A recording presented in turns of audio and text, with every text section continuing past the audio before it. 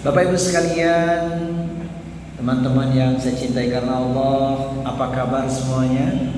Alhamdulillah. Sehat jasmani, sehat rohani, sehat ekonomi, sehat pula situasi dan kondisi. Amin ya rabbal alamin.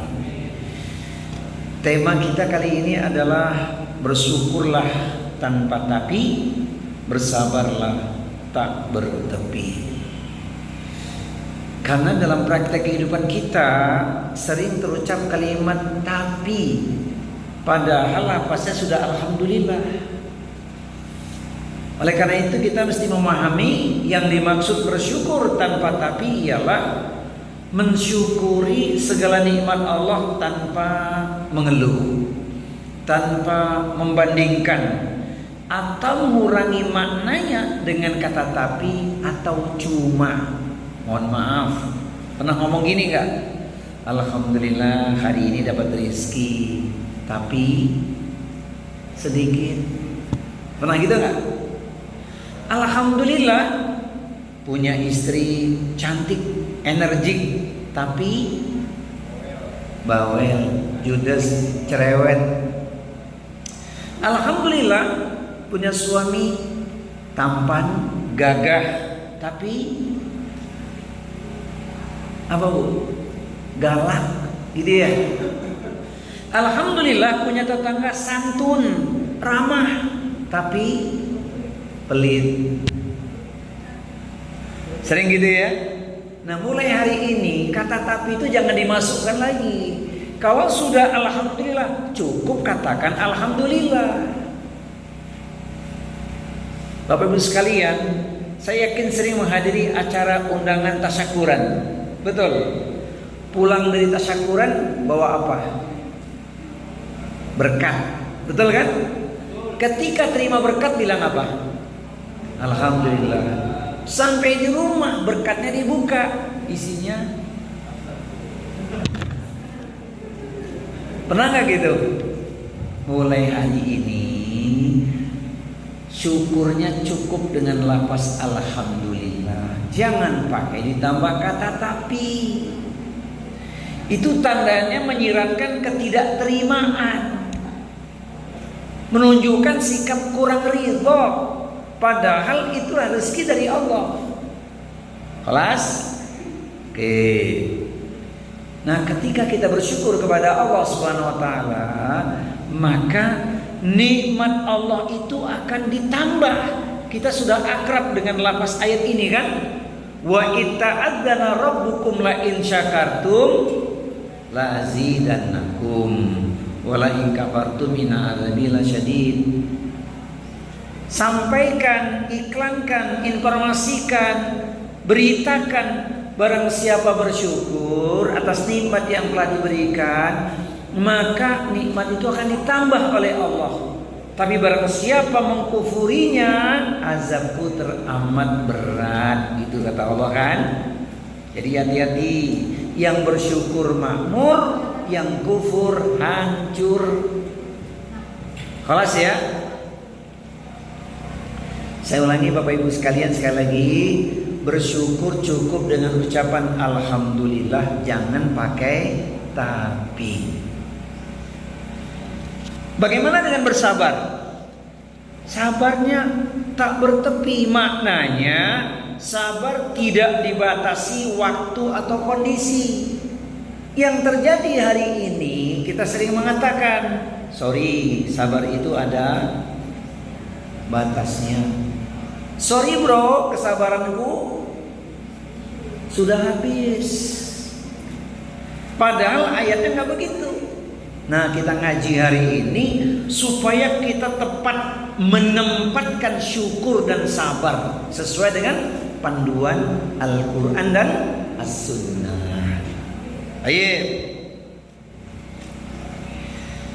Sekarang kita lihat dalil-dalilnya ya Bapak Ibu sekalian. Pertama, Quran surat Ibrahim ayat 7 dan 34, yaitu Allah tambahin nikmat. Yang 34-nya, wa in ta'uddu nikmatallahi la tuhsuha innal insana ladzalumun kafar. Kalau engkau menghitungkan Allah, pasti tak mampu engkau untuk menghitungnya. Tetapi manusia banyak yang zalim dan mengingkari nikmat Allah. Ini faktanya begitu. Nah, di ayat Quran surat An-Nahl surat 16 114 Allah sudah kasih rezeki. Buktikan syukur kita. Ini semakna dengan Quran surat Al-Baqarah ayatnya 172 khusus untuk orang beriman.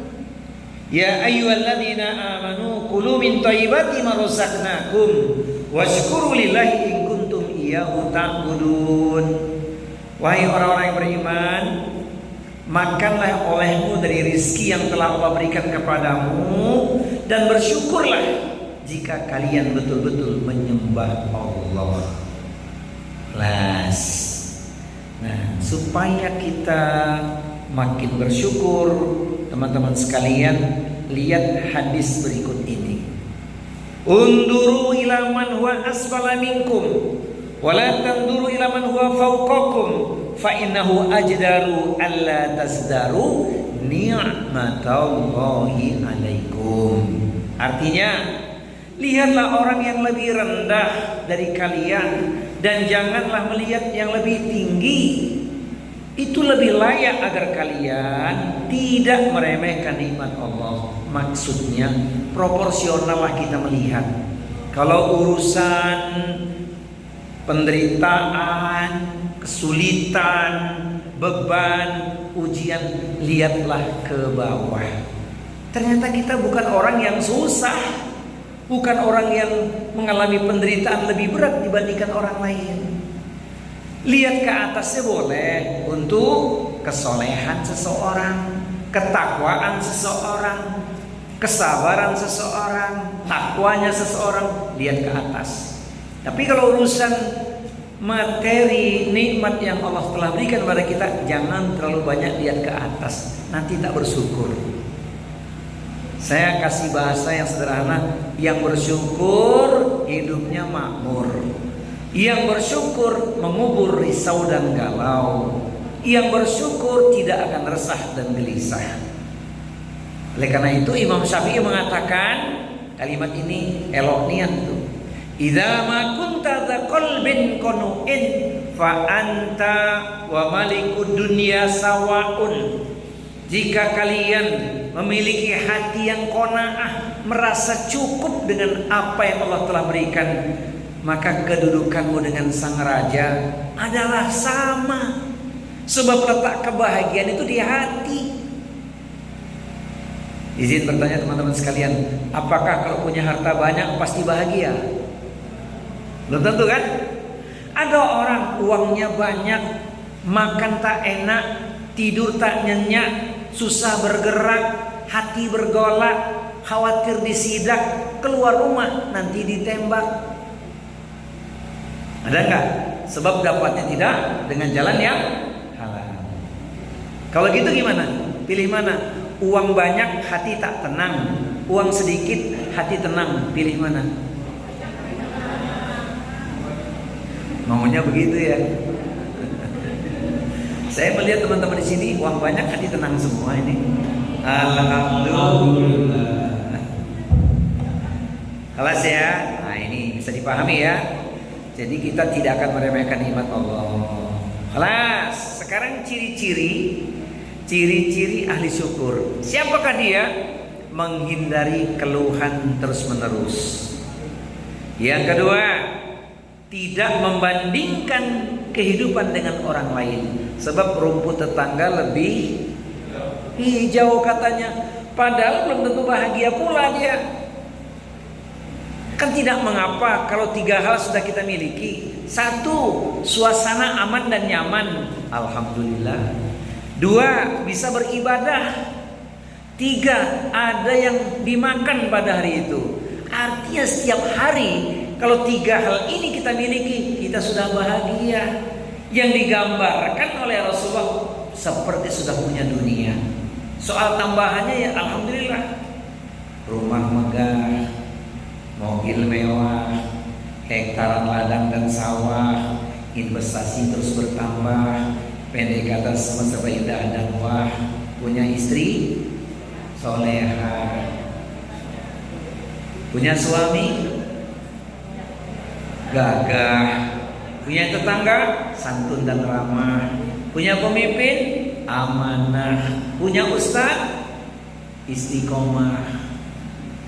Maka mari kita luruskan niat nih, karena Allah kita bertemu, karena ukhuwah jangan berpisah. Semangat hadir di majelis ilmu, semoga Allah turunkan berkah. Saya ulangi ya syairnya ya. Karena Allah kita bertemu, karena ukhuwah jangan berpisah. Semangat hadir di majelis ilmu, semoga Allah turunkan berkah. Amin ya rabbal alamin. Nah sekarang saya mau kasih figur contoh ahli syukur. Di sini teman-teman sekalian ada sebuah doa luar biasa yang ada aplikasinya, boleh dibuka di HP masing-masing, yaitu Quran surat nomor 27 An-Naml. Ini ada doa luar biasa. Kalau belum diamalkan, amalkan mulai hari ini. Buka Quran surat 27 An-Naml, ayatnya di nomor 19. Saya yakin teman-teman sekalian sebagian sudah mengamalkan doa ini, tapi mungkin sebagian belum. Sudah ketemu belum? Buka aplikasinya di HP masing-masing. Quran surat 27 An-Naml, ayatnya di nomor 19. Panjang, dibuka artinya panjang.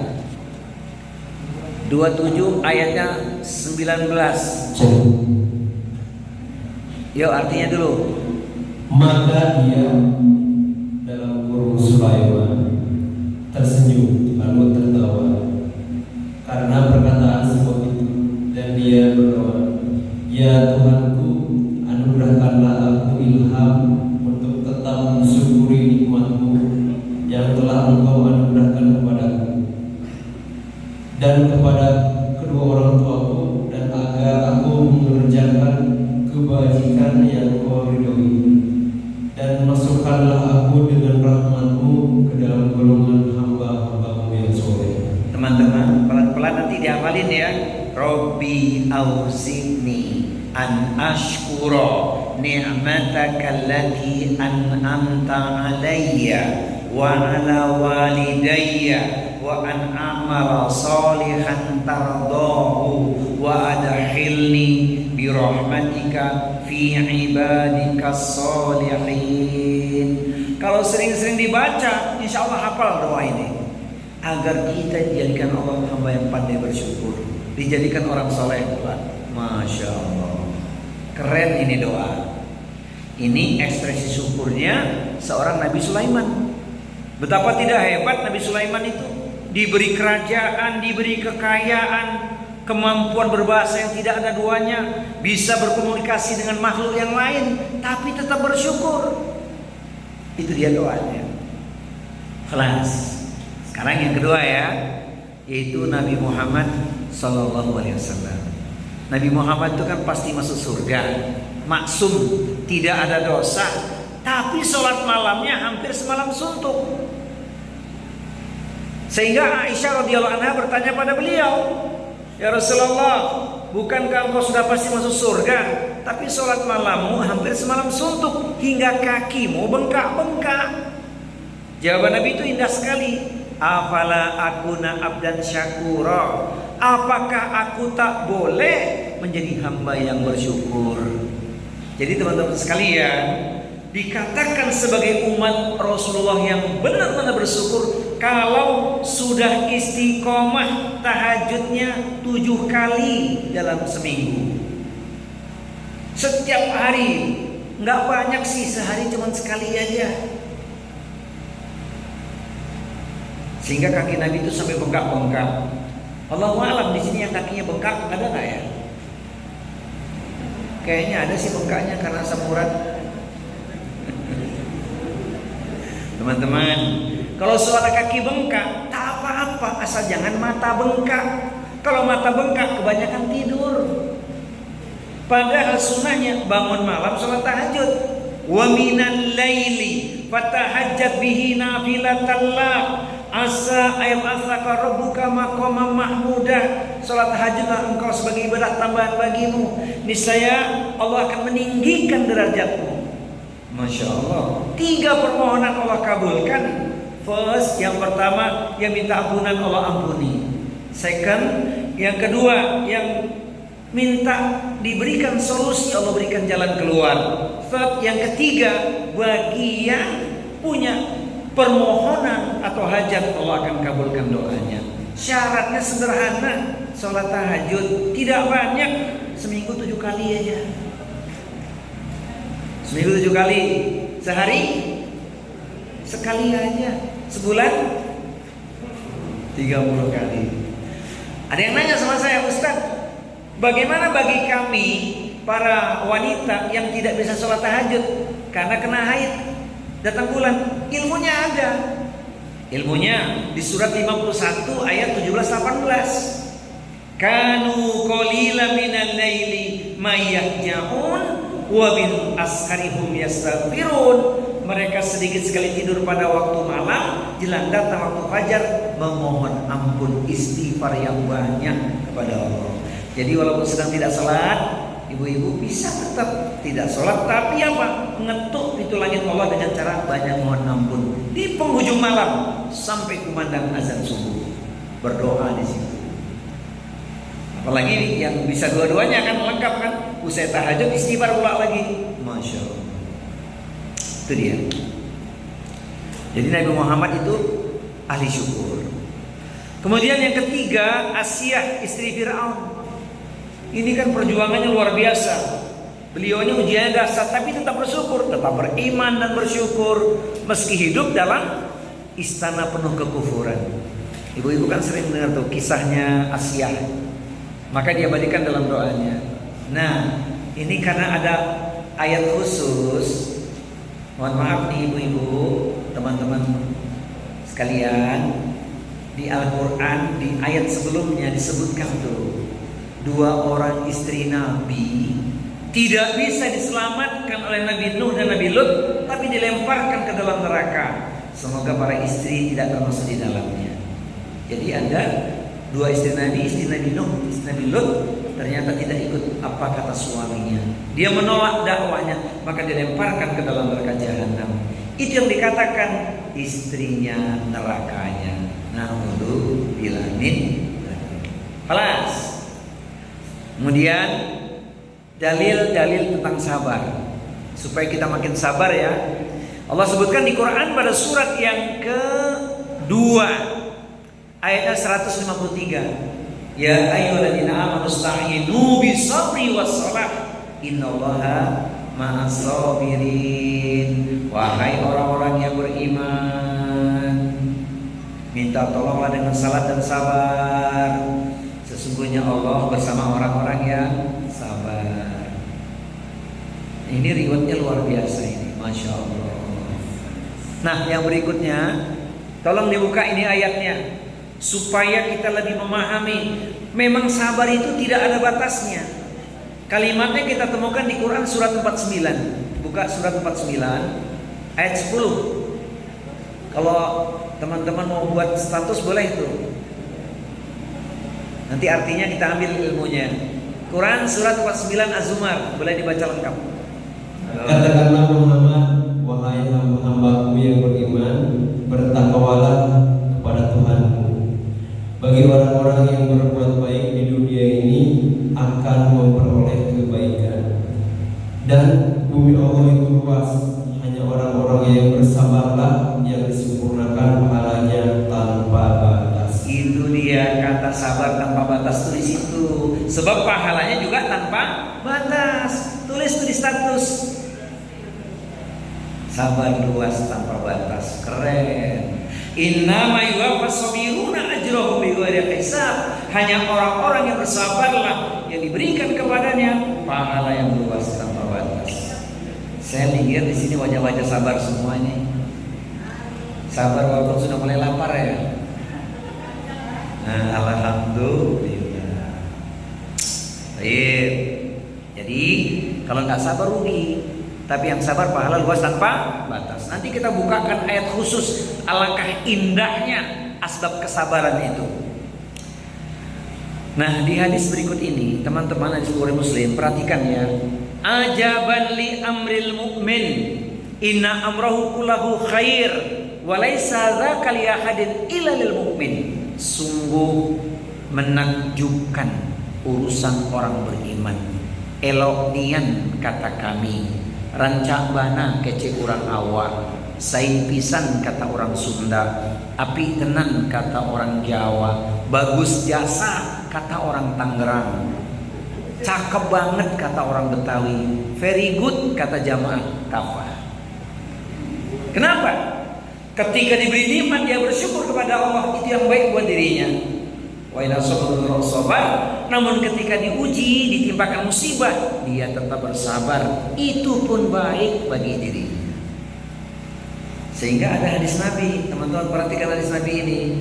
Nabi mengatakan, "Ma yusibul muslima min nasabin wala wasabin wala hammin wala husnin wala adha wala ghammin hatta syauqati yushakuha illa kafaru biha min khotoyahu."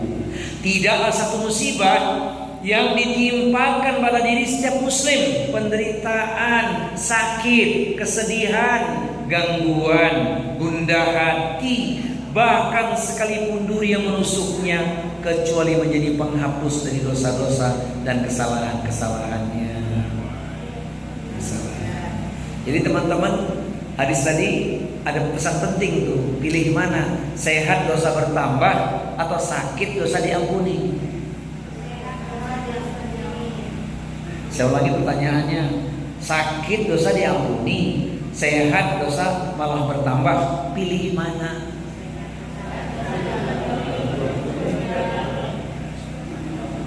Saya heran ya, setiap majelis taklim yang saya isi jawabannya begitu. Memang maunya sehat, dosa diampuni. Iya. Maksudnya pertanyaan tadi adalah, teman-teman sekalian, jaga kesehatanmu dengan ibadah, sehingga ketika nanti kamu sakit, kita sakit nih, tetap dapat pahala. Jadi jangan mimpi sakit langsung dapat ampunan dosa. Enggak begitu rumusnya. Saat sehat gunakan untuk ibadah. Katakan malam yang indah, pagi yang cerah, hati bahagia, tak pernah resah, senang dan susah, alhamdulillah, karena hidupnya untuk ibadah. Kalau istri solehah, sayatnya diganti tuh. Malam yang indah, pagi yang cerah, hati bahagia, tak pernah resah, senang dan susah, alhamdulillah, uang belanja kurang, tidak masalah.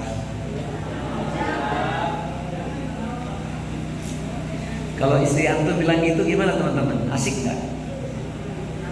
Pernah ngomong gitu gak istri antum? Saya ulangi kalimatnya ya Bu, dihafalin ya. Malam yang indah, pagi yang cerah, hati bahagia, tak pernah resah, senang dan susah, alhamdulillah, uang belanja kurang.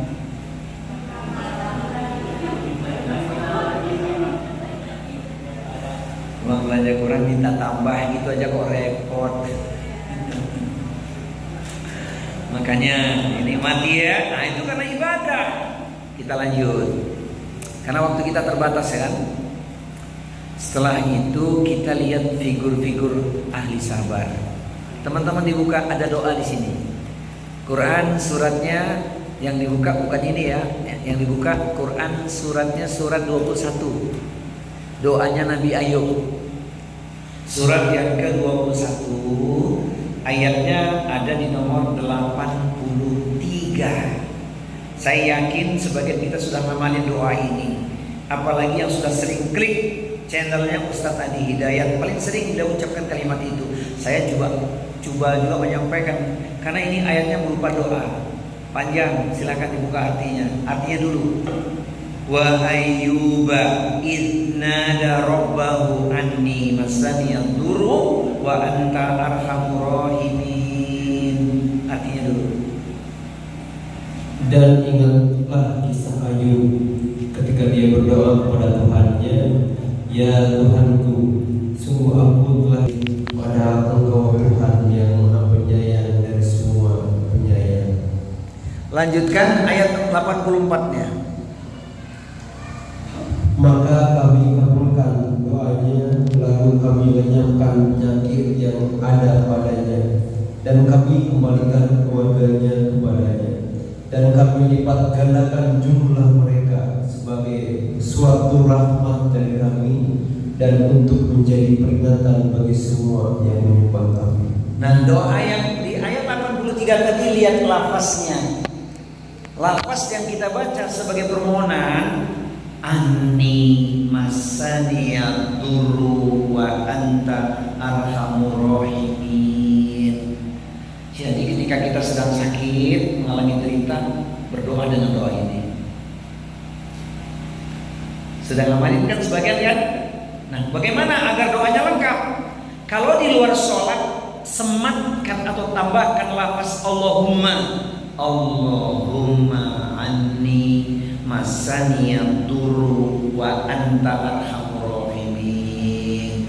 Sakit yang diderita, kesulitan atau beban, Allah akan berikan kebaikan, kesembuhan dan kemudahan.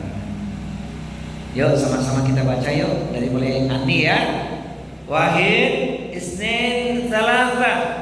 Anni masaniyad durru wa anta arhamur rahimin. Once more. Anni masaniyad durru wa anta arhamur rahimin. Itu di antara cara. Hebatnya doa ini, terjemahannya tadi Nabi Ayub minta sembuh enggak? Tidak, dia cuma mengadukan. Dia cuma mengadukan kepada Allah apa yang sedang dia rasakan. Aku ini sedang menderita ya Allah, Engkau Maha Penyayang. Itulah luar biasa kesabaran Nabi Ayub. Tapi doa ini oleh para ulama dijadikan sebagai senjata untuk bermohon pada Allah agar diberikan kesembuhan. Jadi hebat doa ini. Baca doa ini. Termasuk Ustaz Adi Hidayat juga pernah sakit yang berat waktu itu ya. Akhirnya sembuh diantar dengan doa ini. Jadi teman-teman baca doa ini, amalkan doa ini. Nah, Nabi Ayub tidak sembuh, cuma mengadukan. Beda dengan kita, kalau kita punya persoalan, kita bukan cuma mengadu, tapi kita minta solusi kan? Itulah bedanya. Maka ketika kita berdoa, tentunya kita harus paham apa yang kita mohonkan pada Allah. Nabi mengajarkan banyak doa. Kapan-kapan kayaknya boleh deh kita khusus kajian temanya samudra doa. Nanti saya bagikan doa-doa apa yang sangat spesial dalam hidup kita. Selain kita minta ampun, minta apa lagi? Kalau teman-teman pasti hafal tuh. Paling hebat doa apa? Sapu jagat. Apa sapu jagat? Rabbana atina fid dunya hasanah wa fil akhirati hasanah wa qina adzabannar. Nanti kapan-kapan saya membagikan ada 10 doa yang hendaknya kita jawabkan. Nanti saya printkan juga. Next time kapan nanti ada kesempatan saya bagikan temanya samudra doa. Jadi diceritakan di Quran surat Shad nih, surat Shad 384144 ini ujian yang dialami oleh Nabi Ayub. Akhirnya dia disembuhkan, anak-anaknya kemudian Allah lebih banyak lagi, istrinya hamil, lahir kembar begitu, hartanya pun kembali lebih banyak. Makanya asbab kesabaran itu rewardnya adalah kebahagiaan. Nanti di penghujung, di konklusi kita sampaikan. Berikutnya Nabi Yusuf. Nabi Yusuf ini luar biasa ya, ujiannya dahsyat. Yang menzolimi dia bukan orang lain. Yang menzolimi dia justru saudara kandungnya sendiri.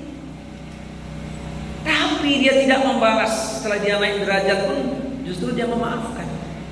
Ini luar biasa, ini pelajaran indah.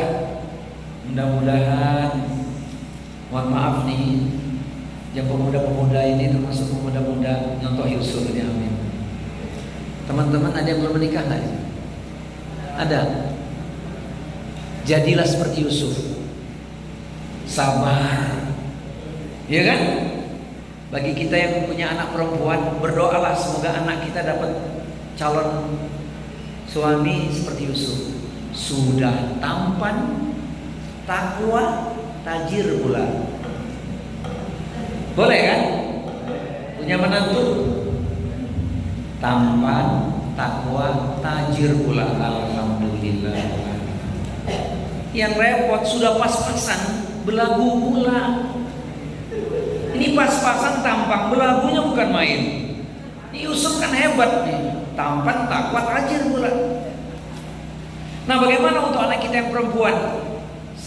Dapatnya itu ya, tampan, takwa, tajir. Anak kita yang laki-laki dapatnya apa? Biarlah dapat istri yang cantik, asal baik, emasnya sekubik. Boleh nggak? Ya boleh lah. Cantik, baik, sekubik. Alhamdulillah. Jadi Yusuf ya. Kemudian yang ketiga, Maryam binti Imran. Wah, Maryam ini luar biasa sabarnya. Hamil tanpa suami, dicaci maki, tapi dia tetap bersabar. Karena itu harus dia jalani, Masya Allah. Luar biasa. Sehingga dia berikan di Quran ini, Allah berikan padanya nikmat. Ngomong-ngomong, di antara ibu-ibu ada yang namanya Maryam enggak? Tunjuk tangan yang namanya Maryam. Enggak ada. Kalau lahirnya 1963 ada enggak Bapak Ibu di sini? Surat Maryam kan surat 19. Yang lahirnya tahun 1963 ada enggak di sini? Kayaknya enggak ada ya. Saya cuma mau kasih pesan. Coba buka panjang 1963 artinya apa? Surat 19 Maryam ayat 63. Tilkal jannatul lati nuritsu min ibadina man kana taqiyya. Apa artinya? Surat 19 surat Maryam ayat 63. Itulah surga yang akan kami wariskan kepada hamba-hamba kami yang selalu bertakwa. Surat apa itu? Surat Maryam. Surat berapa? 19. Ayatnya nomor 63. Yang lahir 1963 calon ahli surga. Jadi kalau nanti ketemu teman yang lahir tahun segitu, satu namanya Maryam, dua lahirnya 1963, dia calon ahli surga. Asalkan bertakwa. Asalkan bertakwa. Kalau nggak takwa ya enggak. Jadi lahir kapanpun, siapapun namanya, kalau bertakwa, insya Allah calon ahli surga. Amin. Kemudian yang berikutnya Bilal bin Rabah.